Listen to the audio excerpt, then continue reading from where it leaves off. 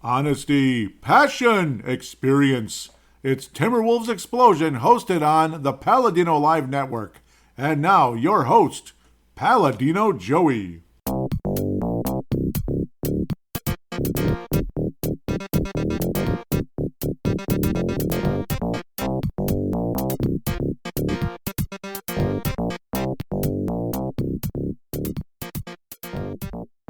Hello again, Timberwolves fans. Are you ready for the explosion of Timberwolves basketball? I am your host, Paladino Joey, or Joey Awajan. Timberwolves Explosion is available on all of your favorite podcasting apps, and I thank each and every one of you once and always for downloading and listening to this show. It is a great pleasure to be back on board with you once again today. The Minnesota Timberwolves this past week, well, they won 2 out of 3, and also, indeed, they did make a move at the trade deadline.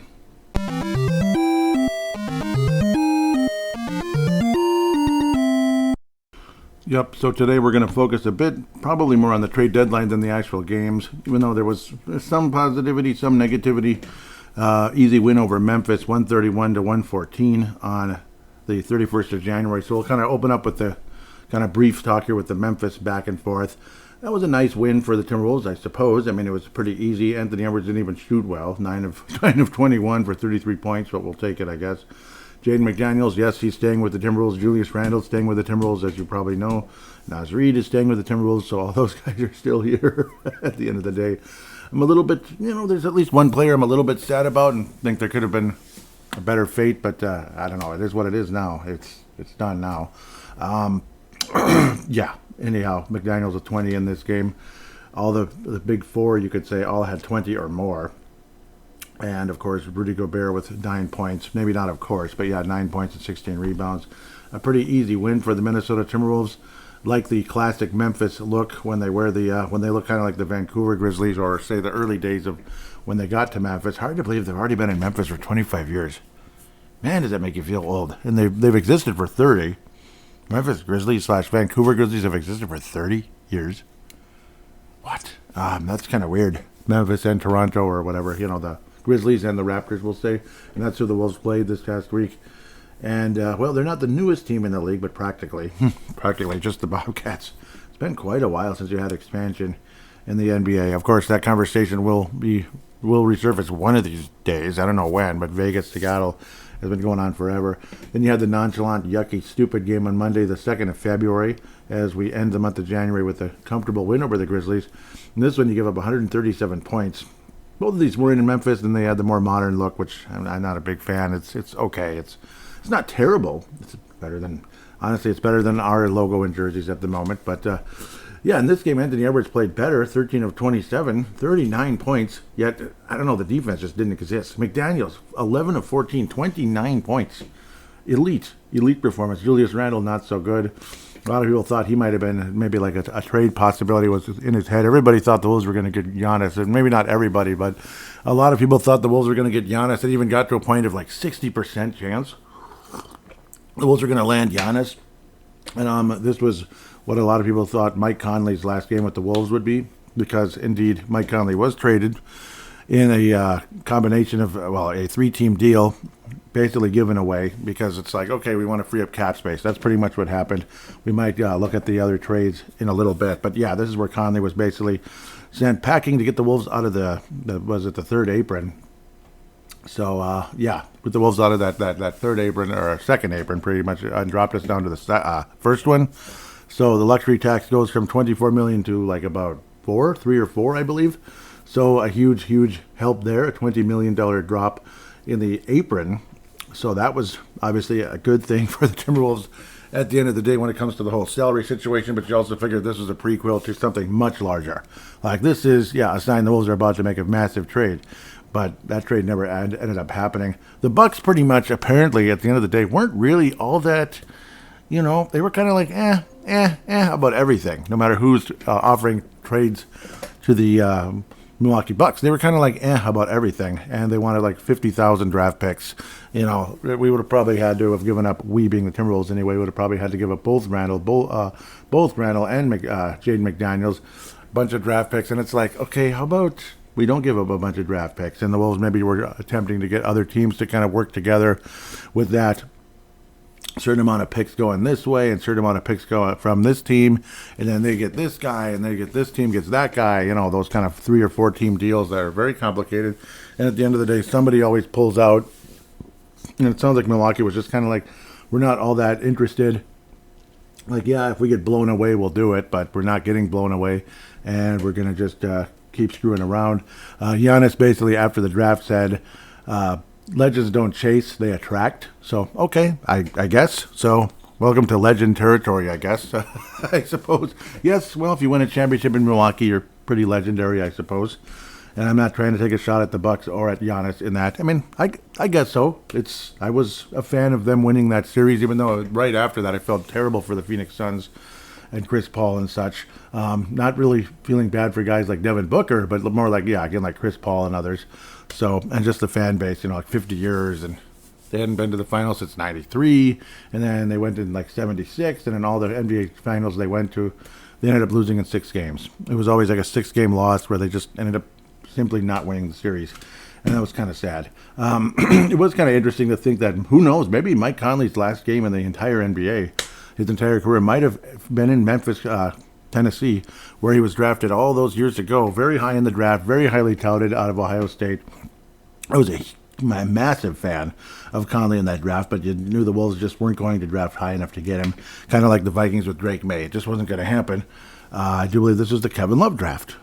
No, this was before that. This was the Corey Brewer draft, going back to 2007. Man, that's back in the day, even before I was podcasting. So it was the Corey Brewer draft. It's like you get a nice player who ended up being more of a kind of a rotation-ish kind of a guy. He can start, but kind of like a rotation starter, if that makes sense. Not somebody you're like, hell yes, this guy is in. Kind of more like a DiVincenzo-ish. You know what I mean? Like he's a rotation-ish starter, that kind of guy. Versus a, like, wow, like what Julius Randle's role is with the Wolves, or even like what Jaden McDaniels has become, a household name in the NBA.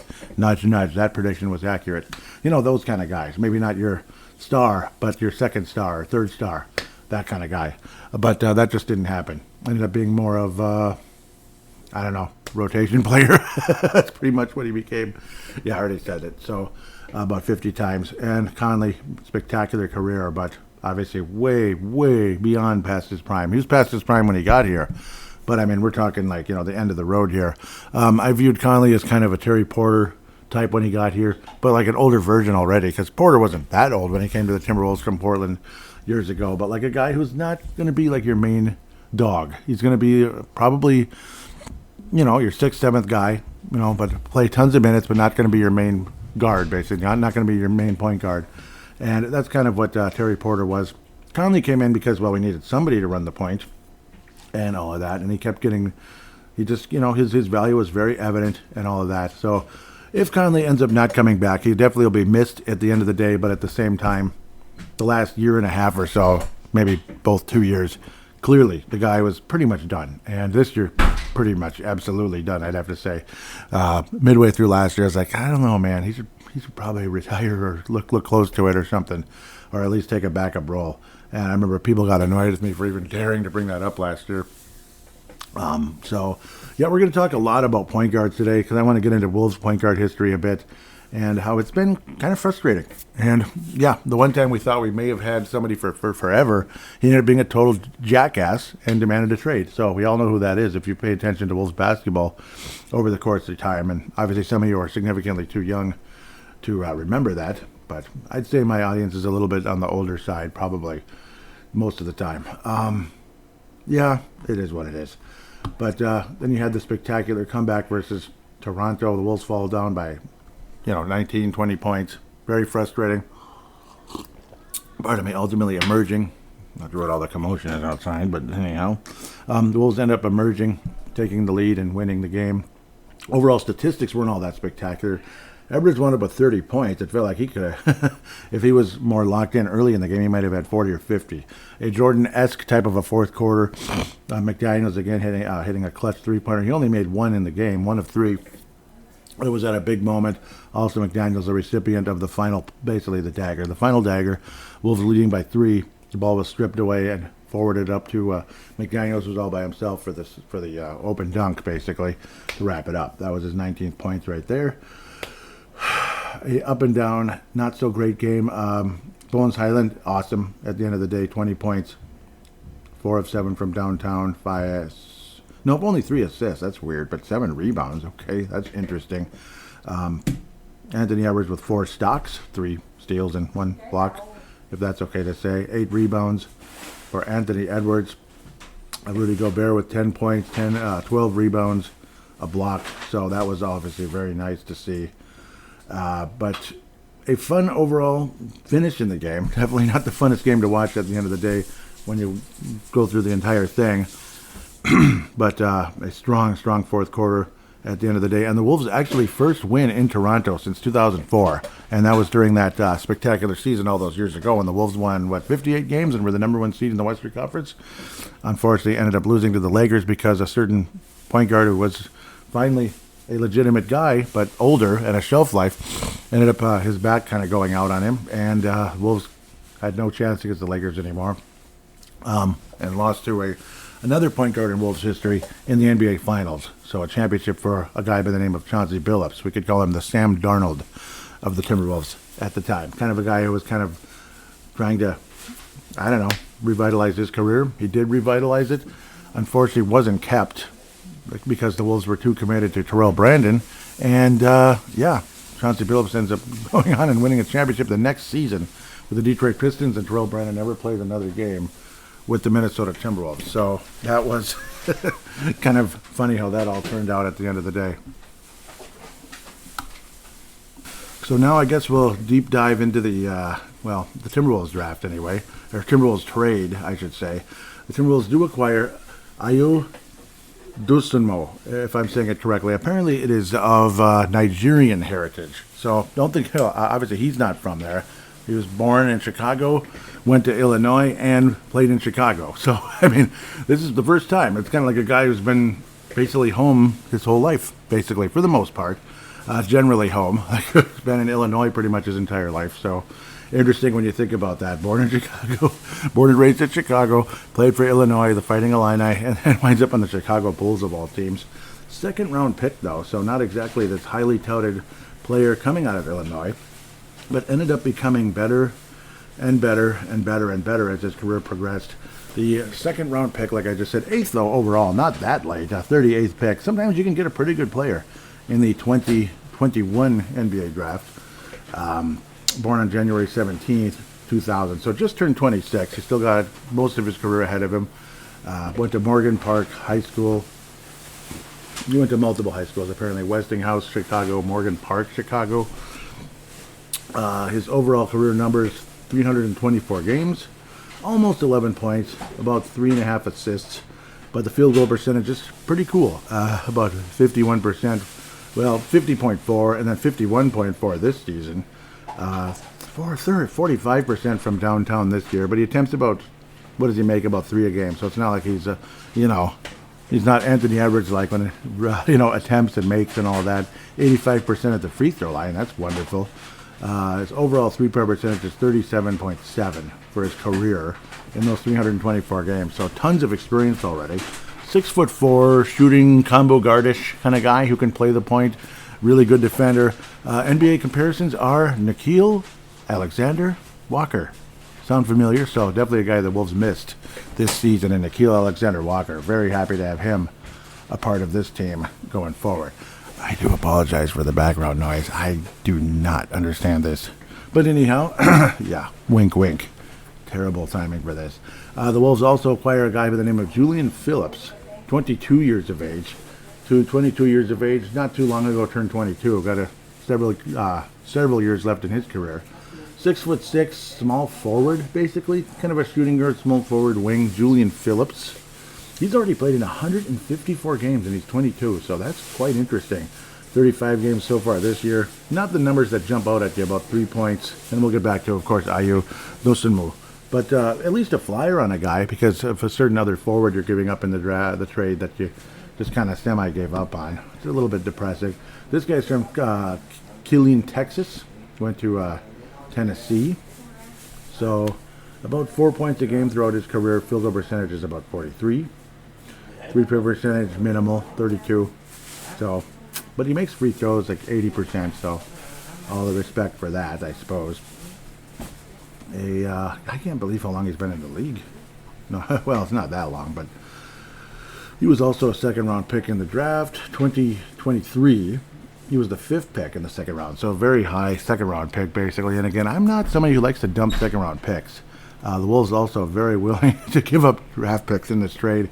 So the player's given up in the deal, in case you haven't been paying attention all that much, because maybe you're more casual or you've been really busy.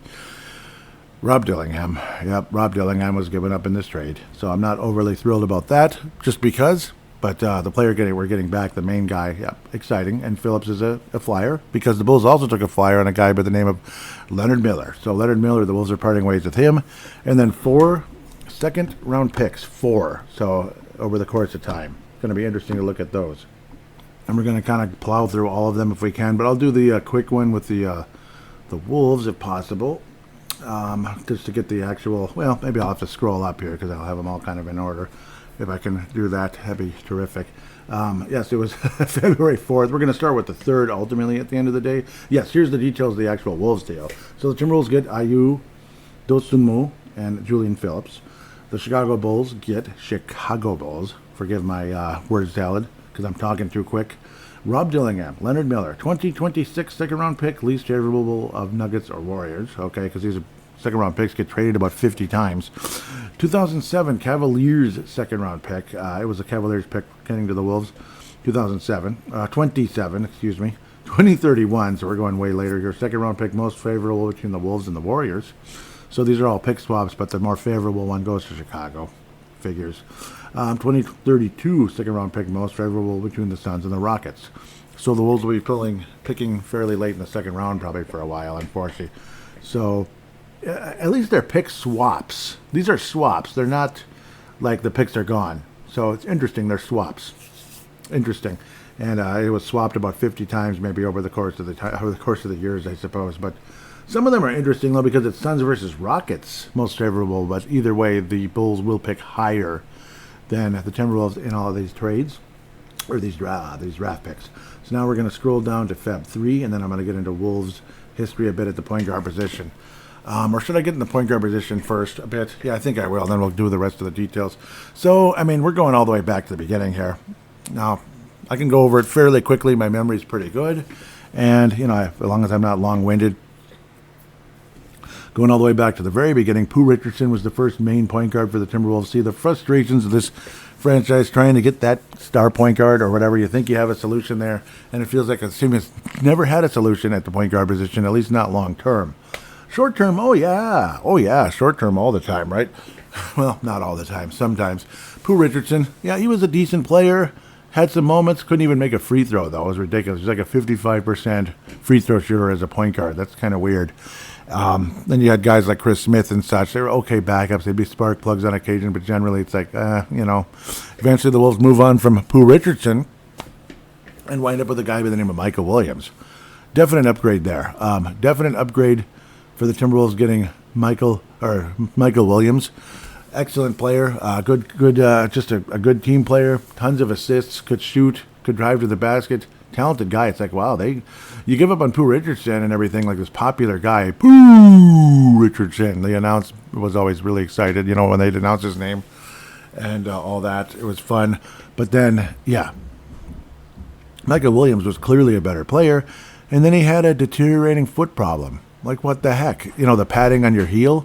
Not plantar fasciitis, but it was like the padding on the heel, the back of the foot, whatever, was deteriorating for what the heck reason. Like, I've never heard of it before. Maybe some of you have. And he was kind of basically walking on the bone of his foot at the back. And it's like, oh, man. So that deteriorated and ruined his career, which is extremely depressing. Wonderful player. Who knows? Maybe the Pacers knew something. They might have. They might have knew something and made the deal. Who knows? But Michael Williams was wonderful in the time he was here. But then terrible things happened, unfortunately. Then the Wolves eventually, well, they make the acquisition of Terry Porter through free agency. Nice addition, of course.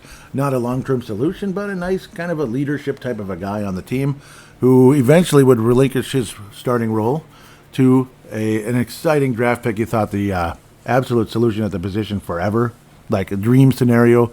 The Wolves draft Ray Allen at the shooting guard position and then make a trade with the Milwaukee Bucks for Stephon Marbury. And you figure, oh my God, here we go. This is a dream. Garnett and Marbury are best friends, which is obviously BS. Like, all this best friend stuff is BS. You know, nobody's best friends in this world. You're friends, maybe, or you get along. But most of the time, it's all just BS to make it, like, into a prettier and happier story. Like, okay, great. I'm sure they get along on everything. And then ultimately they didn't. Marbury got jealous, became an a-hole, demanded a trade, and wound up with his second choice, the New Jersey Nets, versus the New York Knicks. He'd wind up with the Knicks later, but then the Wolves would wind up with Terrell Brandon, who would be, okay, he's a solution, but he wasn't all that spectacular. He'd have his ups and downs. He didn't drive to the basket all that much. With the Cleveland Cavaliers, he drove to the basket a lot, did Terrell Brandon. And it was funny how it was a trade with the Bucks again. It was the Milwaukee Bucks to the rescue again, and you'll hear it several times over the course of the Wolves' history. The Milwaukee Bucks to the rescue. The Marbury trade, and funny, the Bucks ended up winning that because Ray Allen stayed there for a much longer time. Didn't bring them a title or anything, but he ended up sticking around and was a huge part of their history, him being Ray Allen. Then you go with... after that, you get Terrell Brandon, who not too long before was traded to the Bucks from the Cavaliers, where Terrell Brandon's career started, and he had all of his best years. Was a force to be reckoned with. Drove to the basket a lot. Was at the free throw line a lot. Then he started having ankle issues, and really wasn't kind of the same player, generally speaking, but still good. Kind of with the Bucks, wound up with the Wolves again. Instead of Sam Cassell, the Wolves would get Mr. Terrell Brandon. Cassell would go from the Bucks to the Brooklyn Nets. No, not the Bucks to Brooklyn Nets. I forget where Cassell was. The Nets to the Bucks. Cassell went from the Nets to the Bucks. Excuse me.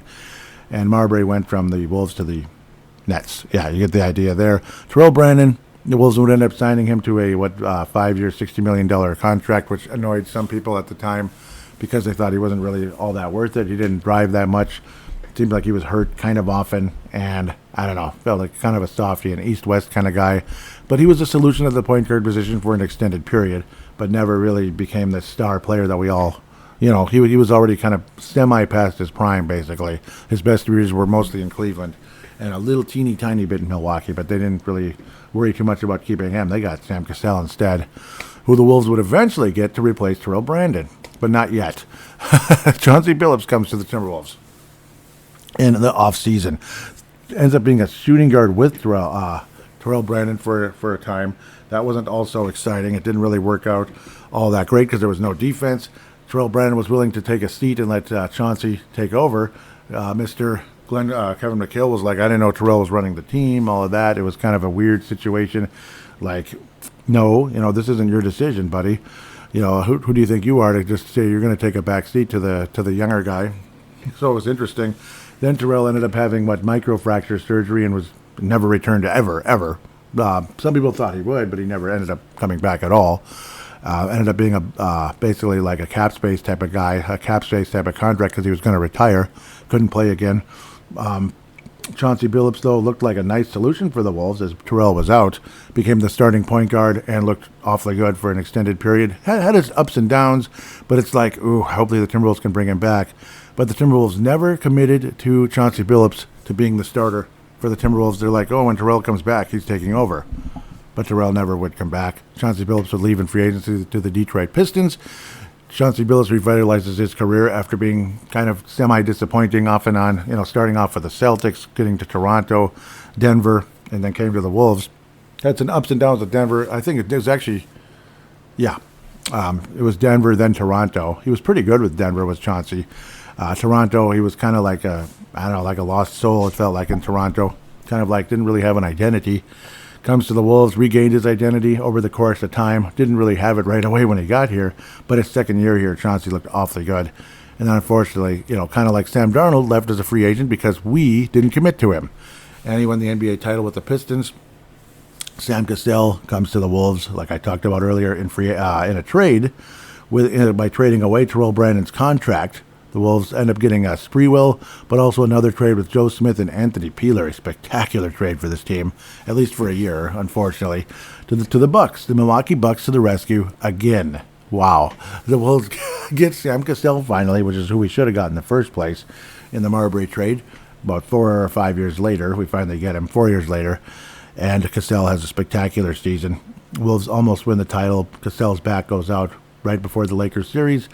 And the Wolves lose to the Lakers in 6 games. The Detroit Pistons with Chauncey Billups, who had gone from a guy who was kind of back and forth with Atkins was the point guard. It was him and Atkins were kind of splitting time. Chauncey ends up like winning the job big time. Not only wins the NBA title, but is the NBA Finals MVP. And the Wolves missed the playoffs for the next 20 years. Need I say more? Well, it wasn't quite 20 years, but just about. Just about. It wasn't quite 20 years. What did we get in 2018? Yeah, woohoo. 16 years. 2018, and only to get slaughtered by the Houston Rockets. Yeah, well, Cassell, by the next year, was becoming a jackass, just like Sprewell ends up leaving. Wolves then end up drafting a guy by after Jaric for a little while. You trade Cassell for Jaric. That was disappointing. He was a point guard for a minute, was a whole lot of nothing.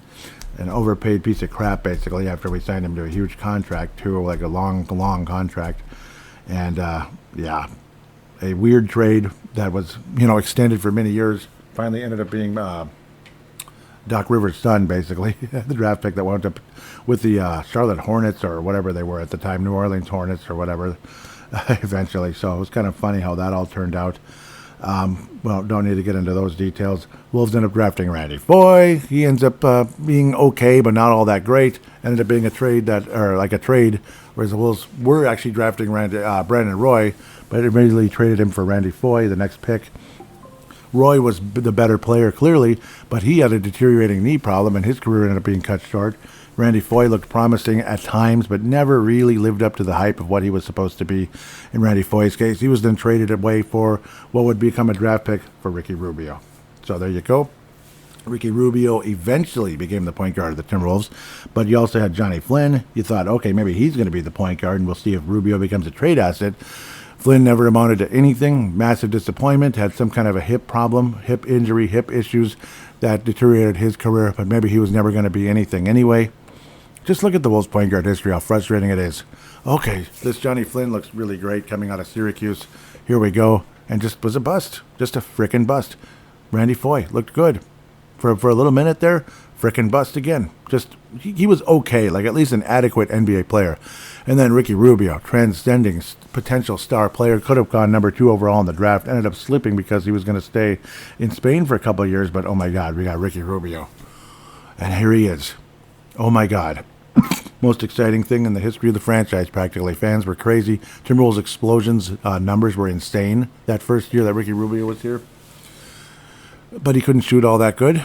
Some of those spectacular passes just weren't compatible with the NBA. The defense is better here. Just guys are quicker. Their hands are quicker. They're trained a little differently defensively. And Ricky Rubio's spectacular passes were just okay. It just didn't add up. He wasn't able to make the spectacular plays. On occasion he could, but generally speaking, was he as good as he was in Spain? Not even close. Shooting was always an issue. Of course, ACL, running into Kobe Bryant didn't help either. And Ricky Rubio, was he somebody who lived up to the hype? In my opinion, not at all. Not at all. So that was disappointing, to say the least. Wonderful, looked wonderful, but definitely, in my opinion, did not live up to the hype.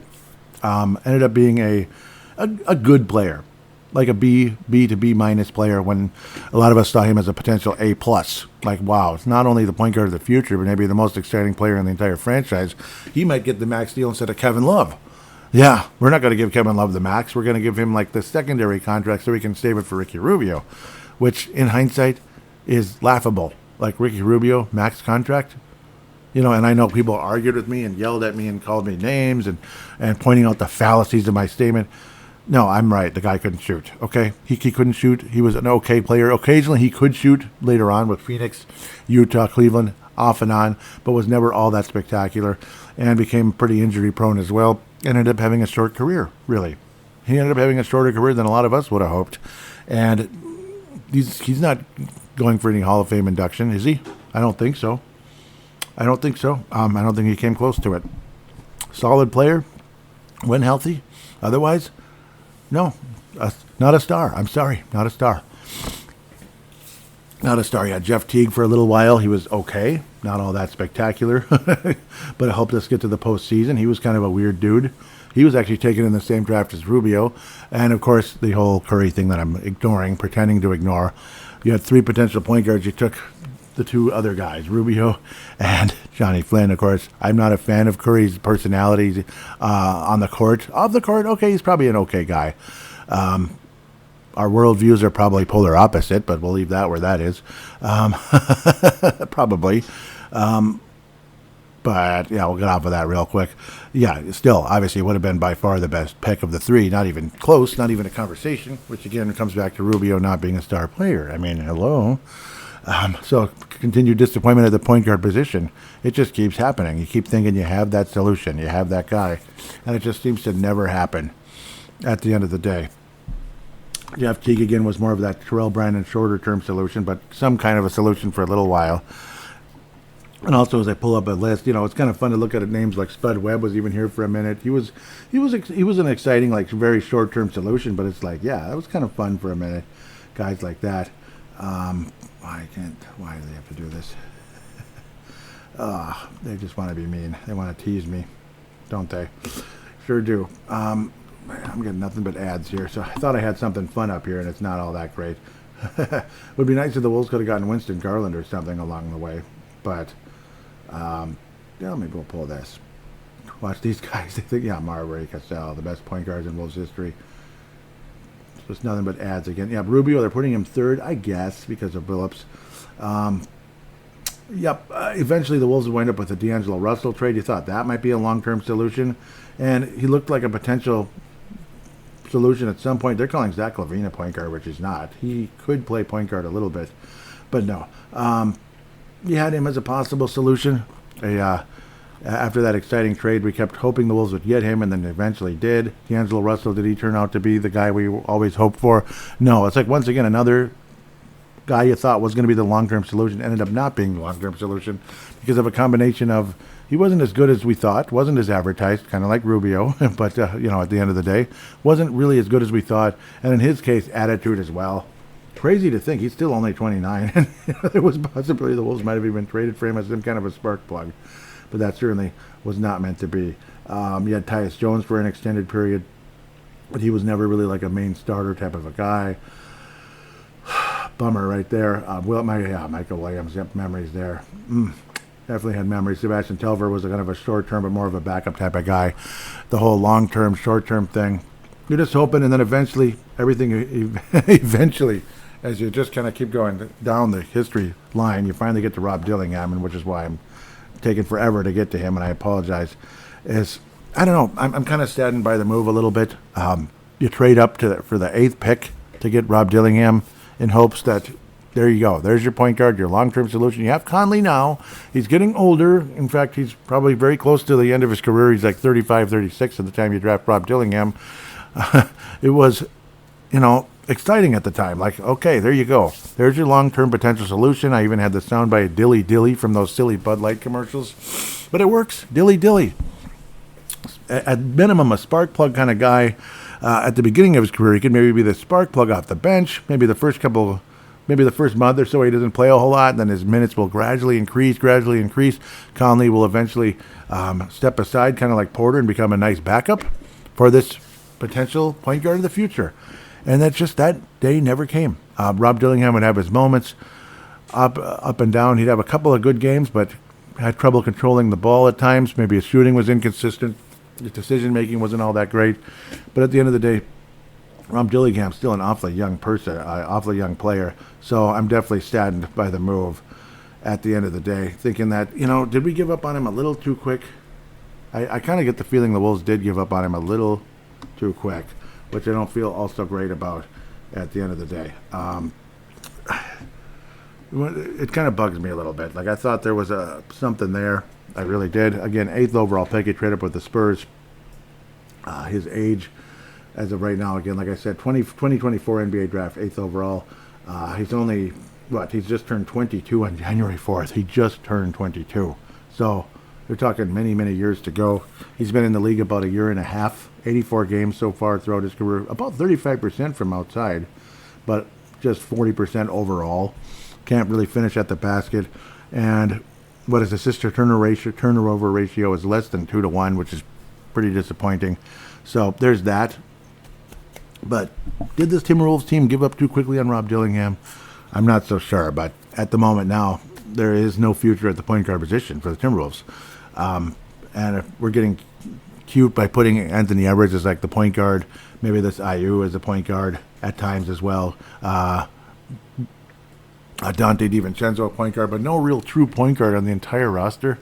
That's kind of weird. I suppose the one guy who's the closest thing to a true point guard is Bones Highland, but he's more of a spark plug by at the end of the day. So it just kind of leaves you a little frustrated thinking about, I don't know, did we give up on a guy too quickly once again? So that's a little disappointing. Apologize if I went on and on and on about point guard history, but it just kind of brings me back again. Another point guard that looked like a possible, another guy who looked like a possible point guard of the future, especially when you take him 8th freaking overall, and you wind up, giving up on him already. So, excited about the move, generally speaking, getting Dosunmu. I'm excited about him, but saddened with the Rob Dillingham loss. Lemon and tomato juice to Dosunmu. And lemon and tomato juice to Rob Dillingham, wishing him the best. Will he emerge as something with the Bulls? Who knows? Who's to say what'll happen? But definitely sad by seeing another young potential point guard of the future given up on already. So it is disappointing for me. Dosunmu, who I should be focusing on more so than Dillingham and point guards that played here 20 years ago or longer. Again, like they say, the comparisons are Nickeil Alexander-Walker in a lot of ways. Certainly not as long, though, at 6'4", 200. Nickeil could stand at about 6'8", and had very long arms, so his defensive potential was great. But Dosunmu, apparently his defense is, well, yes, and what we've seen in short spurts at times when we actually play the Bulls, or if you do keep up with the Bulls a little bit, a very rugged defender, plays his ass off. So that's the good part, and he can shoot. He can definitely shoot the basketball 45% from outside. So, and can play make on the offensive side as well. 15 points a game this year, and 11 points a game throughout his 324 games already. Tons of experience. So that's the encouraging side of Dosunmu coming to the Minnesota Timberwolves. Already talked about Julian Phillips a little bit. Not a whole lot of sample size, but I mean, there's something for a guy who was a second-round pick. Nice to see him make it to the league, and we'll see how things turn out. I'll try to quickly plow through the trades. Jaren Jackson Jr. winding up with the Utah Jazz. Kyle Henderson winding up with the Grizzlies. That's where he started before he came to the Wolves, so that's kind of cool. And a couple of picks and everything. Vance Williams, Jock Landale, and John Conchar also going to the Jazz. A couple other names. These guys aren't all that exciting. I don't want to babble too much. The Conley trade. The Bulls get Jaden Ivey and Mike Conley Jr. Pistons get Kevin Huerter, Dario Saric, so he's getting traded again. 2026 first-round pick swap from the Wolves, but that was, that was from the Pistons, so interesting one there. That was the... Interesting how that all turns out. And the Wolves get cash. Yep, so that's to kind of free things up. Nikola Vucevic going to the Celtics. Interesting move there because of they give up Anthony Simons, who winds up with the Bulls. Second-round picks going both ways. Interesting. James Harden trade. Darius Garland, the guy I would have loved to have, going to the Clippers, also with a 2026 second-round pick. Cavs get James Harden. Mavericks trading Anthony Davis. Bunch of players moving here. The Wizards get Anthony Davis, Jaden Hardy, D'Angelo Russell is going to the Wizards now. So he was traded. Dante Exum also going to the Wizards. Some names there. Chris Middleton going from the Wizards to the Mavs with A.J. Johnson, Malachi Braham, Marvin Bagley III, and then a bunch of draft picks going up to 2030. First-round pick swaps and such. Top 20 protected. Interesting one there. 76ers, Jared McCann going to the Thunder. A lot of people actually like that one for the Thunder. Great. Boy, do the Thunder need more players. Boy, they need them. Rockets get a 26 first-round pick, 27 second-round pick, most favorable from all these 6 different teams. Thunder, 28 second-round pick, and Bucks, 28 second-round pick. Crazy. Mike Conley's traded again, which then makes him available for a buyout to come, and he could return to the Wolves. Interesting. So Kobe White winds up to the Hornets with Mike Conley Jr., again, who will be waived by the Hornets if he hasn't already. 29 second-round pick, least favorable from the Hawks or Heat. Mason Plumlee Jr. going to the Thunder. Interesting. God, the Thunder again. Bulls get Colin Sexton, Ousmane Dieng, and draft picks. Kind of like second-round picks and stuff. I don't want to babble too much. So Chris Paul's contract is traded to the Toronto Raptors. Interesting. Yep, they get the Chris Paul contract, basically. We'll see if he even plays. Clippers get the rights to Vanja Marjanovic. I think I might have did it. Marinkovic. And the Nets get Ochai Agbaji and 2032 second-round pick in cash. The Jazz acquire Lonzo Ball. I thought he was already there before, but they're expected to waive him. Interesting. Jazz get Lonzo Ball, 2028 and 2032 second-round picks from the Cavs. Hawks get Jock Landale. Cavaliers get salary and tax savings. Well, there you go. Tyus Jones going from the Magic to the Hornets, along with a 27 second-round pick, favorable between Celtics Magic. And the Magic get cash considerations. Why couldn't the Wolves get Tyus Jones? Cash considerations? I would have loved to have Tyus Jones as a true point guard on this roster.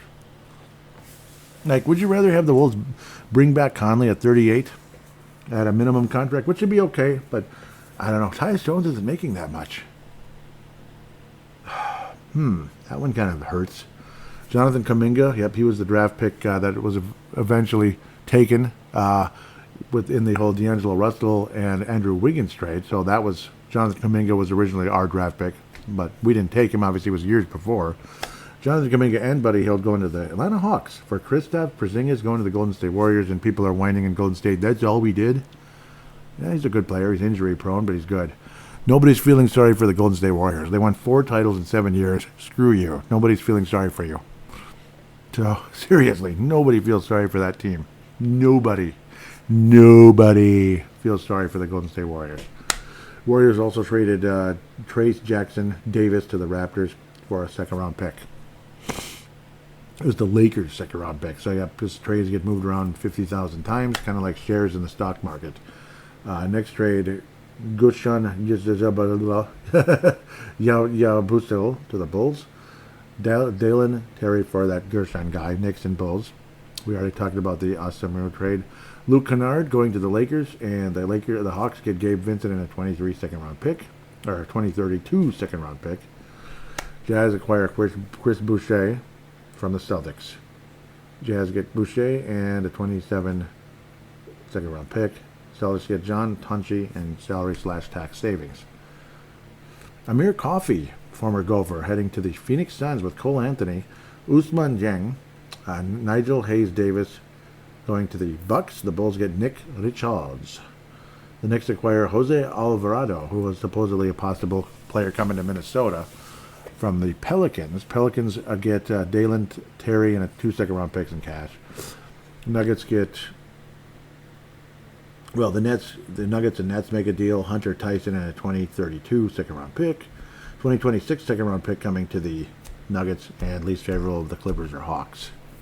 Josh Minott traded from the Celtics. What's going on, guys? I thought he was a nice fit for you. Josh Minott going to the Nets for salary/tax savings. Wow. Celtics were like, yeah, we liked it. That's okay. Let's get some salary tax savings instead of Josh Minott. Ouch. That kind of sucks. Eric Gordon has been on about 50 teams and is about 50 years old. I can't believe he's still in the league. And again, he's been on everybody but the Wolves. And I think there were a couple of years the Wolves tried to get him. Eric Gordon, a 2032 second-round pick. Eric Gordon will turn about 60 by then. He's on the Grizzlies now. And the Sixers get a 2032 second-round pick swap. Looking to the future. Deep into the future, as the song goes. Interesting. Yeah, Tyus Jones gets traded again. But yeah, Zubac, apparently. Ivica Zubac and Kobe Brown going to the Pacers. The Clippers get Benedict Mathurin, is a pretty nice player, actually. It's a good player, if he can stay healthy. Isaiah Jackson and the Pacers' first-round pick, protected numbers 1 through 4 and 10 through 30. So if it winds up in 6 through 9, they might get a high pick. Interesting. 29 Pacers and 28 second-round pick. Interesting. 29 Pacers first-rounder. Mavericks get Tyus Jones. The Hornets get Malachi Branham. Interesting. So Tyus Jones is now a Maverick. Interesting. Hornets get Xavier Tillman and $3.5 million. Celtics get salary/tax savings. And that's it. So we finally got through all those. Interesting, though. Interesting to see players getting moved like 2 or 3 times along the way. So kind of funny how that all turned out at the end of the day. Well, let's just have fun with this. I guess we're going to have to say this. The Lone Wolf Award winner for this past episode, just for fun, let's say Dosunmu. No, it's going to be Anthony Edwards, because obviously clutch and getting the job done versus the Raptors. So that was wonderful. Johnny Flynn Memorial. I don't know if it's the coaching staff or if it's Rob Dillingham himself, but one of the two is going to get the Johnny Flynn Memorial. With that, we'll take a quick break and hurry back here for some very brief previews. This is mostly a trade deadline episode. Are you looking for a really nice Timberwolves-related Facebook page out there with cool fans and a wonderful host? Well, look no further than Wolfpack from Flip to Finch, hosted by Scott Doherty. He does a great job. Scott Doherty's an awesome guy, and the fan base on there, obviously passionate about the Wolves, but also respectful of other people's opinions regarding the team. Check out the page. It's awesome. Wolfpack from Flip to Finch.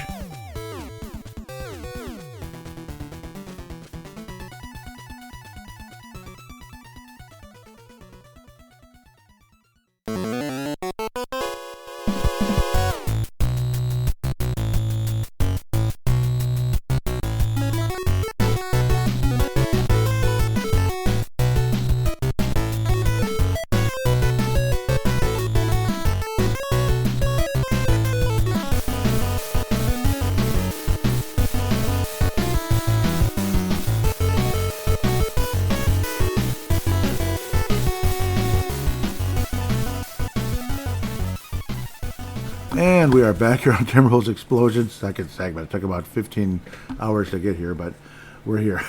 Sorry if that dragged on a bit, but yeah, it's just, it's a trade deadline episode, and the Wolves made an interesting deal, and I got just, interested in this whole point guard thing. Super brief, the Wolves will play the New Orleans Pelicans. They're 13-40. I would like to predict a win here. I'm going to try to stay off of babbling too much. Apparently, Dosunmu was day-to-day. I remember seeing that. And Julian Phillips is day-to-day with a wrist. So those new acquisitions have a little issue going on. Julius Randle's also day-to-day with a thumb. That sucks. And Terrence Shannon Jr. with the foot, injured reserve. Oh, yes, Zion Pullen, day-to-day wrist. So injury. It's annoying. The other side, of course, Shantae Murray, injured reserve leg. Didn't he have like a ACL or something? So I think he did, right? Or was it Achilles? I can't remember, but he's out for the year. Hunter Dixon, day-to-day knee. Dalen Terry, day-to-day, not injury-related. So I'm going to stay off some of these statistics unless they really jump out at you. Because, again, the sake of time and got to keep moving. Wolves did crush it was a barn burner that went to overtime. We didn't crush anybody. We scored 149 points and give up 142 on December 2nd. Yuck. It did go to overtime, but that's too much. It's almost 300 points in one game.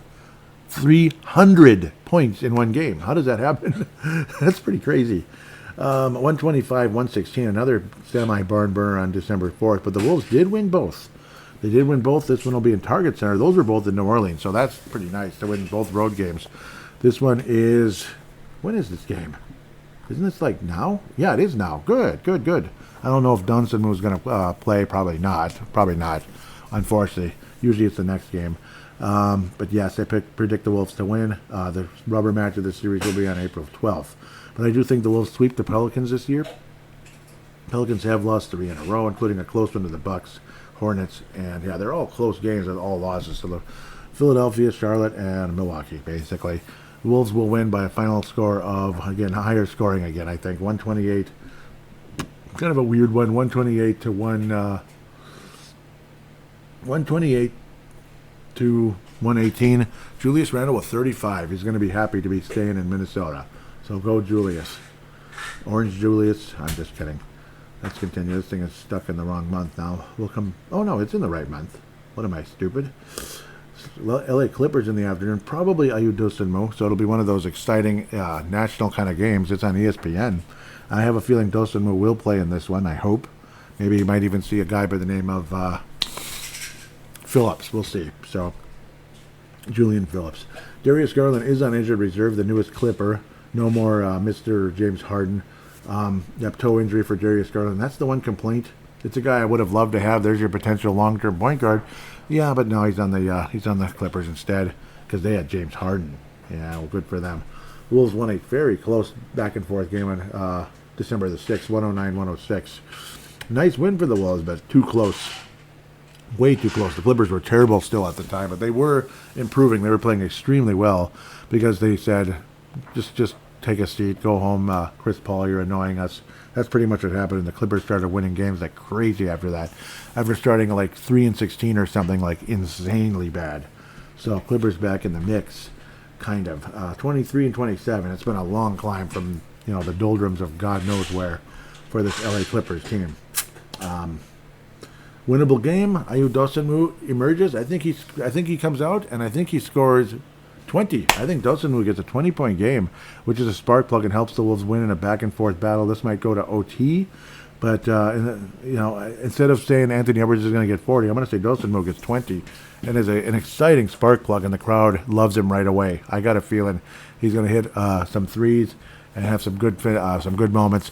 The one complaint on Dosunmu that I didn't mention, apparently he's like 60% around the basket, which is pretty low. Yeah, that should be higher. So maybe he struggles at finishing a little bit at times, which is annoying. I think it's his height and length. He doesn't have the height and length of a guy like a Nickeil Alexander-Walker. So that's one thing to think about. Maybe easier to defend up close to the basket. That's my just thought process looking at that. Clippers have lost a couple in a row. The Wolves have been, have had their ups and downs, but generally more ups than downs. The Clippers have lost to their trade partner. That most recent game was against their trade partner, Cleveland, getting beat by 124-91. That's pretty bad. Let's stay on the positive. Wolves win this game too. I mean, there's no Garland, there's no Harden. Wolves should win this one. Kawhi Leonard is even healthy. Let's look at the injury report. All kinds of names here that you've heard of. Bradley Beal, injured reserve hip since November. Darius Garland, injured reserve toe since January 14th. Benedict Mathurin, nice acquisition. Injured reserve, not injured related. Who knows, like personal stuff. Jason Preston, day-to-day hamstring. Isaiah Jackson, out, not injury related. What the hell? Jeez, everybody's got personal stuff going on. What's going on, guys? I don't know. I just don't know. You need to be a guy that runs your house. Okay, just kidding. Sam Cassell. Sorry. Wolves win the game. Final score 116-100. Wolves win by double digits in this one. IU is a spark plug and gets this crowd going early and often. What do you think of that? What do you think? Atlanta Hawks back-to-back. This is in Target Center. Wolves history versus the Hawks is kind of like the Wild and the Calgary Flames. Like, come on, guys. Can't you beat these guys? I don't know. They just don't. That's all. I didn't look at the stats for the other players in this one, but again, it's the sake of time here. I mean, it's just, I still have to get to work and everything, so it is what it is. This thing's being dumb, too. It's just kind of bouncing around. The Hawks have acquired a couple of interesting players. Of course, Nickeil Alexander-Walker, that's a notable. 20 points a game. Awesome season. 50 games for him. Staying healthy. God bless him. God bless him. I mean, what a man. I mean, the Hawks love him, and Hawks fans love him. C.J. McCollum, I believe, was he traded there? I think he was. Yeah, I think he is there. He's averaging, he was traded there. He's been traded like 20 times. Almost 19 points a game, 37% from downtown. Go C.J. Nickeil has been just wonderful on the Hawks, and hopefully Dosunmu ends up being a similar guy for us. I hope. Hawks injury report real quick. I'm getting the white screen. Come on, please. God. It's enough to drive a person mad. I hate Yahoo. Okay. Onyeka Okongwu. One of those big names that was traded. He's got dental issues. Maybe his teeth. I guess injured reserve. Yikes. Jonathan Kuminga, knee, injured reserve. Just acquired from the Golden State Warriors, of course. Nele Dante. I was trying to see if there's any other names beneath there. Okay. Oh, yeah, Buddy Hield, non-injury related. Probably the trade getting wrapped up.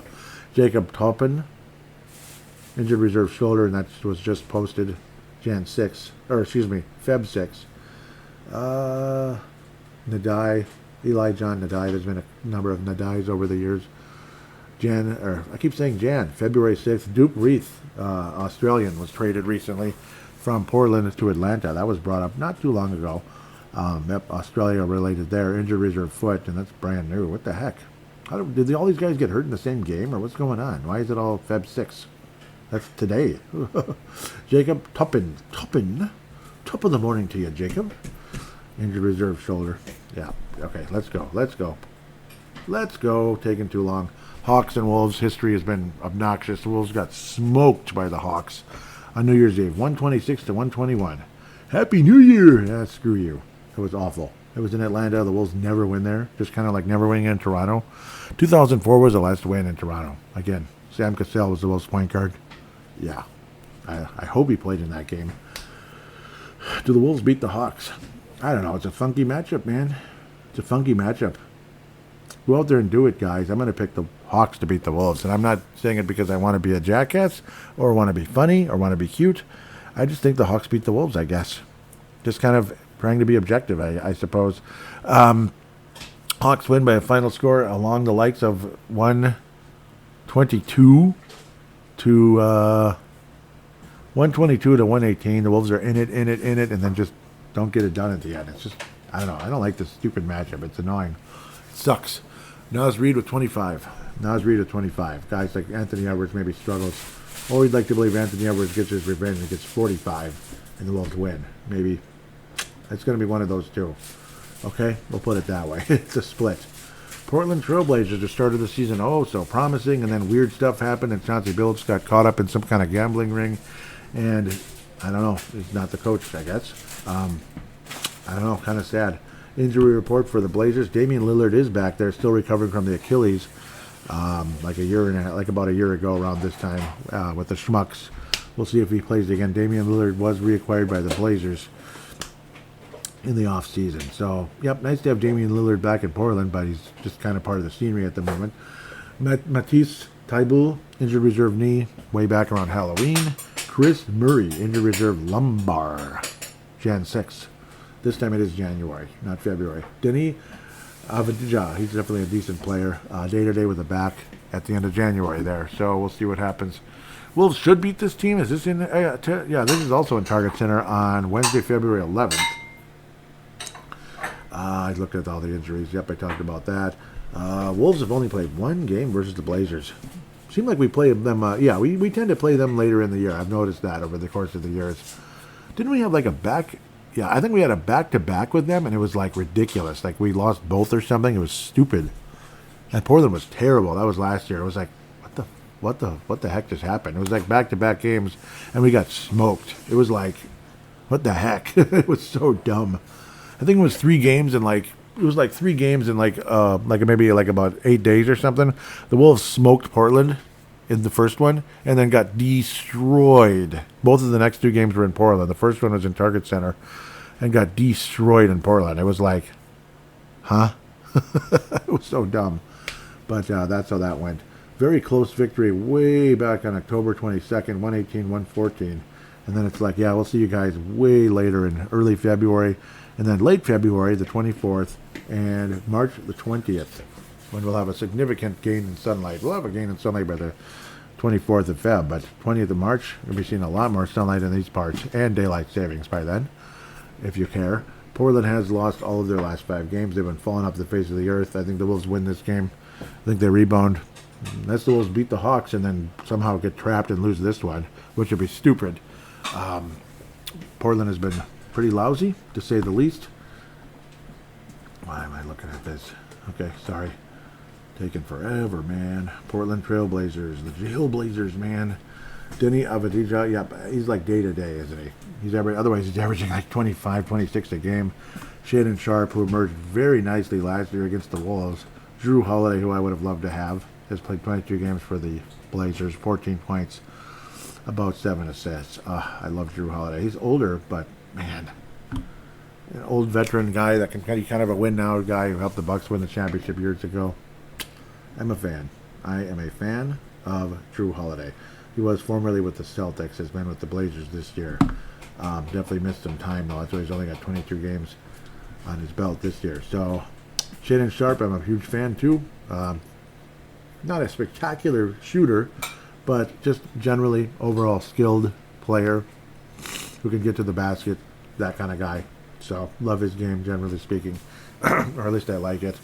Avdija, 36% from downtown, 26 points a game. He can rack up the assists and rebounds as well. He does a bit of everything, about 7 of each there. Definitely has a value. Wolves win this game, though. Portland's reeling. Wolves win the game. Final score about 125 to 114. Anthony Edwards with 35 in the game, and the Wolves win. 3-1 in this upcoming week for the Wolves in these 4 games. We'll come back for fan interaction right after this.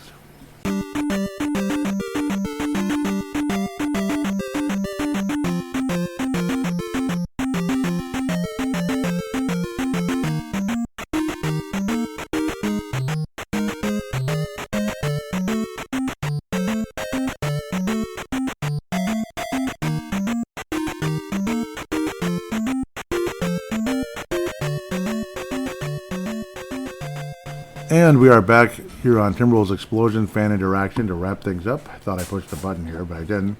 At TWolvesEX, at TWolves. EX is the Twitter account. There's also Timberwolves_Explosion on Instagram. And of course the Facebook account is what it is. And Vince at the time was saying, oh bugger. Oh bugger. Yeah, it was. It was very bugger, to say the least. It's bull crap, right? Yep, at the time, Tanae was saying, feels like a trade or coaching change is coming. Yep, I remember that last week. Tanae came in and said, I will be horrified if we trade McDaniels. And luckily, the Timberwolves did not trade Jaden McDaniels. So, Tanae Brown is out of New Zealand, and I agree with that. It would have been bad. Getting Giannis would have been exciting, but you get the feeling, who else would we have, though? As some teams do that. They trade for this big star, and then it's like there's nobody there. It's just like, it wouldn't be like the Bulls where they have these, the John Paxson, Ron Harper type of players. Obviously, different eras, and when you talk about those two guys, but you have these really valuable guys that aren't expensive, and you win a championship because of it. Whereas with us, you'd be lucky to have somebody at the Randy Brown level, which is what the Bulls had. They didn't really play him all that much, and just the vibes were so good there. And Michael Jordan was not only the best player in the world, he was the best player of all time. So it was a combination of, there's a reason why the Bulls won championships, despite, having a couple of mega stars and then a bunch of role players at best. Those role players, A, knew what they were doing, and B, the vibe was just so good. They were going to win anyway. Benzo out of the Bronx. Always awesome to hear from you. Always, again, awesome to hear from Tanae Brown out of New Zealand. He's a pillar of the show, as is Benzo. Benzo out of the Bronx says, I'm kind of crazy, or it's kind of crazy. We trade Rob to a team with the most guards in the league. Shaking my head. I want him to play. I do too. Lenny's brother just got traded from Chicago the other day. Cold world. Wish them the best, though. I wish them the best, too. Definitely wish... what did I just do here? I just refreshed accidentally, which isn't that big of a deal. Gosh, darn it. I'm just going to pick up everybody. That's what I don't want. So, yep.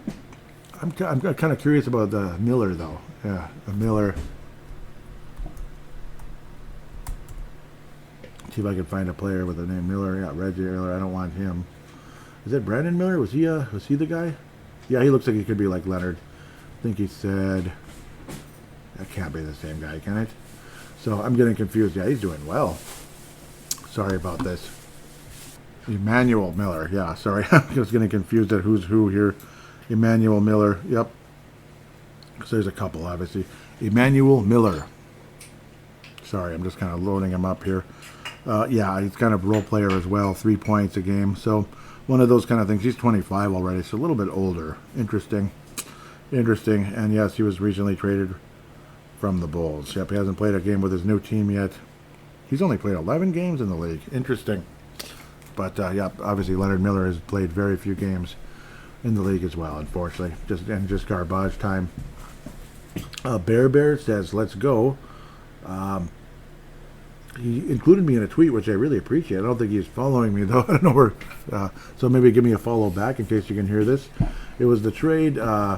Bear was posting out, if they trade for a player like Io, yeah, because this happened back on December 20th. Yeah. So that's a nice little, he's saying, yeah, I did it. If they trade for a player like Ayo, then they're right there, and can win the West. Then they're right there and can win the West with a bloated roster. You got to win. You got to win those moves on the margins, and Rob just hasn't hit. Imagine Buzelis or McLean. So interesting acquisition here with Ayo. Again, being that Nickeil Alexander-Walker type of player, and we'll have to wait and see how it all turns out. The basketball gods reward the Timberwolves, who was number one, for not fouling up three. And Edwards has been an absolute two-way superstar in this game. Yeah, that was back on December 19th when the Wolves beat those obnoxious Oklahoma City Thunder. So that was a nice win. ALBJ4. Yep, we've had a few conversations off and on. Really love hearing from you. I believe he's local. Yep. Barry Bear, I think he's local too, but don't know too much yet. ALBJ4 says, I'm happy we kept Jaden, and I think Dosunmu is exactly the type of energy, shooting, and defensive player we needed. Would like to see Belanger get more minutes moving forward. Can't disagree with that. I would love to see Belanger get more minutes moving forward. Yeah. It's interesting, yeah, because none of the guys ahead of him were moved out, but yeah, I mean, still, he can still get minutes if you know. Yeah, he should, and he should, especially if guys like Naz Reid aren't shooting well, or Rudy Gobert is, off in the doldrums of God knows where. He has games like that. Play Belanger, doggone it. The Dilly trade up and pick hurts in hindsight. Yes, it does. Yes, it does. Yep, like you probably heard me earlier, get not like emotional, like crying, but sad. Just it's a sad day. It truly is that the Wolves end up giving up on Dilly as quickly as we did. I'll reread that though, so I don't interrupt you too bad. The Dilly trade up and pick hurts in hindsight, but I think the team got better. Yeah, immediately, absolutely, the team did get better. There's no doubt about it. Dosunmu does bring energy, character, defense, and offense.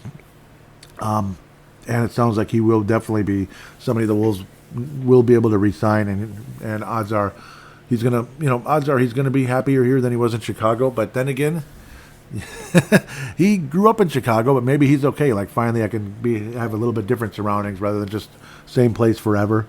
Some people like to stake around. I mean, I've been in Golden Valley almost my entire life. Other people, they've changed towns, houses, whatever, a million times, even countries in some people's cases. Or they move here from Vietnam or something. They move to Florida, then they move to Minnesota, then they go to Texas, and da-da-da-da-da. There's people like that. They just keep moving. Others, maybe. Who knows? So it depends on the mindset of Dosunmu. If I was there interviewing him at some kind of a, like the first time we're talking, how do you feel about leaving Illinois for the first time? Really, like for the first time, really like professionally leaving Illinois and coming up to Minnesota. How does it feel? Are you happy with the whole idea of changing scenery? It would be kind of something along those lines. I'd probably word it a little better than I just did. It sounded like I'd have been stumbling all over myself. But nice to meet you, sir. Can you give me like one question? Is that okay? Okay, sorry. I think as a teenager I might have been like that. I would have been very shy and scared. But yes, welcome to Minnesota, buddy. Welcome to Minnesota. Rob Dillingham, Leonard Miller, I wish you the guys the best, I really do. And Julian Phillips, welcome to Minnesota as well. Coming from Texas in his case, but a Midwestern guy, Nigerian roots. So God bless you, Ayu, and welcome here. With that said, God bless all of you guys that listen to the show. Thank you, and that support the show by retweeting, maybe telling your friends about it. Please do again. Hope this was a fun trade deadline conversation. Hope I didn't babble too much. And well, it's an exciting move, at least an immediately exciting move. We'll see how Rob Dillingham turns out. A lot of people think it's not a mistake in terms of that Rob really isn't going to amount to a whole much, but he might not. I mean, and the other player that I didn't even bring up over the course of time, I was kind of going on and on to myself last night, thinking out loud about, the Wolves point guard history. William Avery. That's another one, the Wolves, to recover from the whole Marbury situation. I don't know why I didn't bring it up. I should have written more stuff down. You draft William Avery in 1999 to recover from Marbury, and he never took that next step. He just was stuck in the I don't really deserve to play ring. He was just stuck there. in the I don't deserve to play zone, and that's kind of where things wound up. So he was another frustration along the way when the Wolves eventually, you had to, Terrell Brandon and everything, but it's like, you had no real future at the point guard position, and that sucked. So whatever it is, whatever it was. Is Rob Dillingham another Will Avery? I don't know. Maybe. Because he was the 14th overall pick, though a lot of experts at the time thought he wasn't going to be a whole lot of much, and that the Wolves reached. Other people thought, oh, the Wolves got a bargain. So you never know. You never know until you do know. With that said, thank you again so much for listening. Please put a positive 5-star rating on Apple Podcasts, Spotify, or whichever app you might be using. If you could put a nice, kind review about the show, that'd be wonderful. With that said, thank you so much, and we'll be back in a week, and we'll talk about Dosunmu, see how he does.